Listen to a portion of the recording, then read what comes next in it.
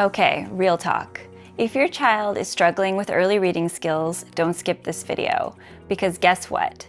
Some of the most effective ways to build foundational literacy look a lot like play. Today I'm going to show you how to use word games to strengthen phonemic awareness, boost vocabulary, and make reading fun again. These are easy to do at home or in the classroom, and best of all, they're backed by science. So let's jump in. Let's get clear on why wordplay isn't just a silly time filler. This is how the brain learns to read. Kids first have to hear the sounds inside words before they can connect those sounds to letters. This is called phonemic awareness.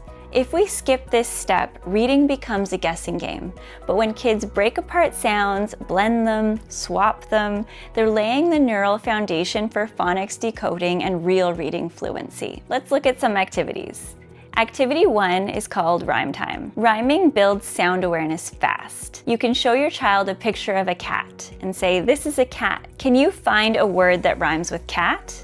They might respond, bat, hat. Kids love the silly sounds, and they're tuning into ending chunks of words like at, og, it.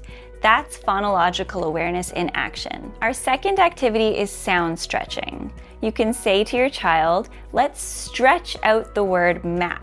A, p, map. Do it with your arms. Each sound gets emotion, then snap or clap to blend at the end. You're teaching kids to hold sounds in their brain and then put them back together. This is huge for decoding. Our third activity is syllable clapping. You're gonna say, let's clap it out. Watermelon. It's 4 claps. This helps kids break big words into smaller chunks that they can hear, read, and spell. Pro tip, let them tap on drums, jump up and down, or hit the table. It makes it way more engaging. Our fourth activity is mystery sound bag. This one's a hit with little learners. You can grab a mystery bag and fill it with small objects. You can then pull out one object at a time and then slowly stretch out the word or the name of that object. For example, if you're holding a toy pig, you would say p-e-g, and then the child would say pig. They're blending sounds into meaning, and it's playful and it's powerful.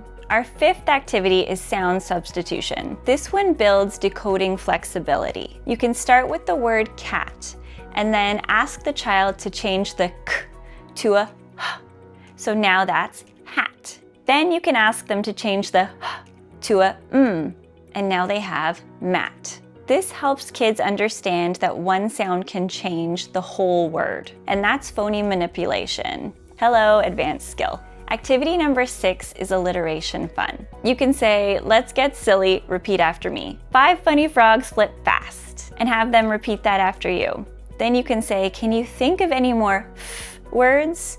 Fan, fish, and let them come up with them. Alliteration trains kids to listen for beginning sounds. Plus, it's a blast. You can use props, costumes, whatever to keep it fun. Now here's how to make it stick. Keep it short. 5 minutes is plenty. Use real objects. The brain learns better with visuals. And then sneak it into everyday life. Car rides, grocery lines, brushing teeth. And then most important is focus on play, not perfection.